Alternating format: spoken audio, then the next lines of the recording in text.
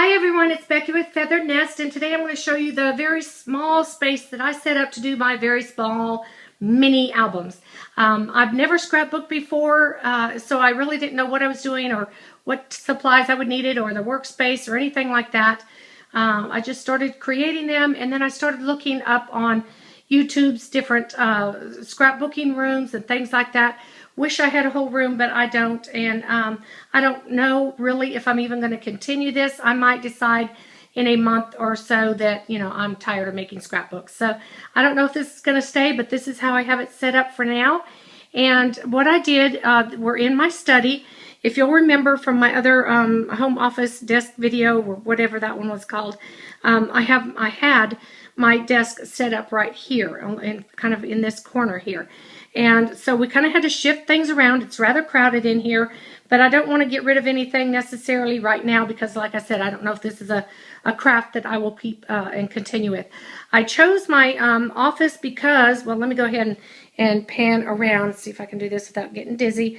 This is a sofa that we had in here and kind of the glare from the windows. But this is my desk area that you saw in a previous video, but it was on the wall that we were just looking at over there where I have the scrapbooking desk. So I decided to put the desk in here in this room because I use my computer a lot for different graphics and things, and my printer and my photo printer and everything that's in here. I was able to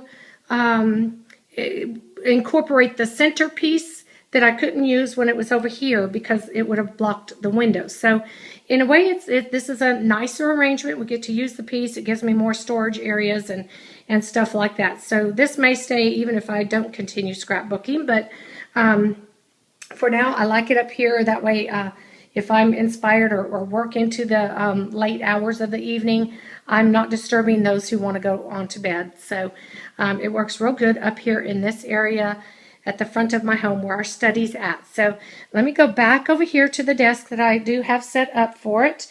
Try not to get you dizzy. And I have a little rolling chair here that I'm just gonna move out of the way. And this is just a small secretary type desk. And up above has a little hutch and then a fold down top, and we'll get into that. But let me kind of show you what I've done. Up here is where I plan to put my finished projects, and then these are all my supplies, or most of them.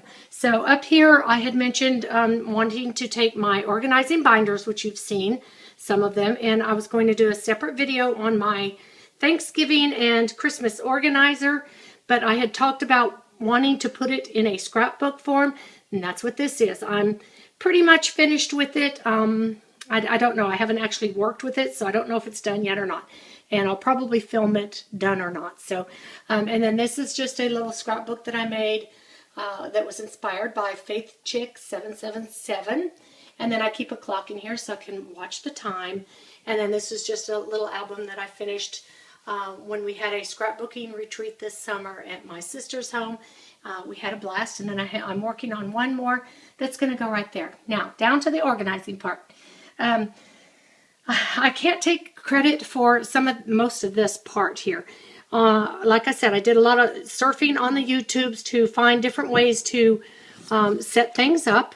And I saw a video, and I'm not even sure who did it, so I feel bad. I can't give her credit for it. But she took some paper towel tubes and covered it in scrapbooking paper, which you can't really see. I've got so much lace on here. But and covered the tube and then glued on these little round discs. So I did that, and it makes a little spool, great for winding your laces and ribbons on. This, however, is my idea. I needed, when I take the little pin, because that's what I hold the laces on, when I take it out, I was holding it between my teeth. So I just made a little poof ball with tulle and some cotton stuffing, and that's where I stick my pins instead of in my teeth. So I glued that to the top, but that idea, like I said, is not my own, just the little pin cushion part. And then another lady that I saw took salt shakers and filled them instead with her glitters. And then she decorated them up with some vintage jewelry pieces. So I did copy that idea also, not my original idea. And I hate that I can't even tell you names. I should have written them down, but I really don't remember this one. I remember her name, but not really her site. Her name was Marlene, if that helps at all. I don't know. But these, she took just her small little bits of lace and ribbon and wound them around these little old looking clothespins. So I took that idea. She stuck them in a cute little dish, and so I did the same thing. Now, and I did the same thing on the other side, just has more glitter as pins and laces and ribbons. And then this idea, I guess would be mine, but I had all these other supplies, and I needed to figure out what to put them in that would be decorative and still functional. So what I did was went to Michael's. They have these little, they're kind of a cardboard cases and boxes and things like that. This one is a suitcase style. And in this one, all I did was separate my florals, my flowers that I use for the books. And I just put them in baggies by their types that they are. So I have 2 rows of flowers, colored swipes, and a row down the middle with leaves. And that's what I did to store all the florals that I use. As you can see, I'm going to pan it. You use a lot of little flowers for these projects. So, and then down below that, on the shelf below this, I have, they have coordinating boxes at Michael's. And I believe Hobby Lobby has some too, I'm not sure. But they're just the cardboard boxes. So in these 2, I have punches that I use. My not so much used punches I keep in here. And then these are just little book boxes. You know, they're hollow. They're also for storage, but they look like a little book. And I keep supplies in here. This one happens to have all my pins. So it has all my little pearls and beads and baubles and stick pins and things like that. If you scrapbook, you know what I'm talking about. It's this little part right here, these cute little pins that you can put in them. And panning that down so you don't get dizzy. Let's see, in these books right here, I have in my envelope patterns, my beaded fringe, my pin supplies, little ribbon bits, fasteners. I have this one's coming undone here. The empty ones I didn't label because there's nothing in them. And then I have some handwritten ones like this that are just temporary because I'm borrowing that. And then I have lace fabrics, eyelets, molds, finished tags, decorative type cutting scissors, some more mold for making little molds and little trinkets and things, and some lace collars that I am cutting up for bits and pieces to use.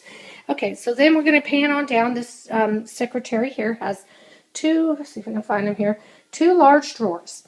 Okay, so the large drawer on top, when I go to make an album, I pick out my paper packets that I want to use.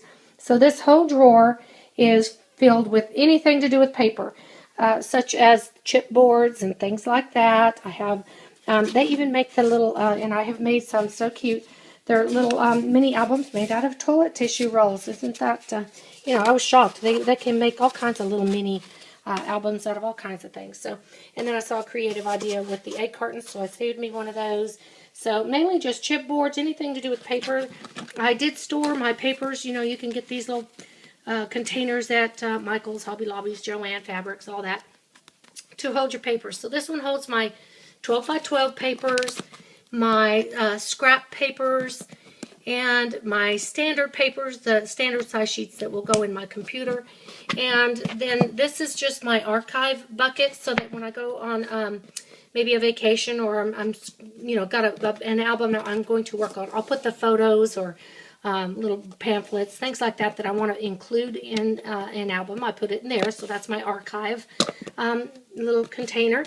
And then this is sandpaper that I use for making them. And then my large sheets of transparency paper, and when I cut those up and I have scraps, then I put it into my smaller scrap piece here. And then instructions to anything like my tape gun. Like I said, I'm new at this, so I will not remember how to load that tape gun when it comes time. So any instructions to some of my materials I have in here. And like I said, sandpaper, and then over here a packet of stickers. And then one thing I wanted to, I guess, show is I have these large album books, paper albums that you purchase to make your albums with, like this, if you know what I mean. If you're a scrapper, you know.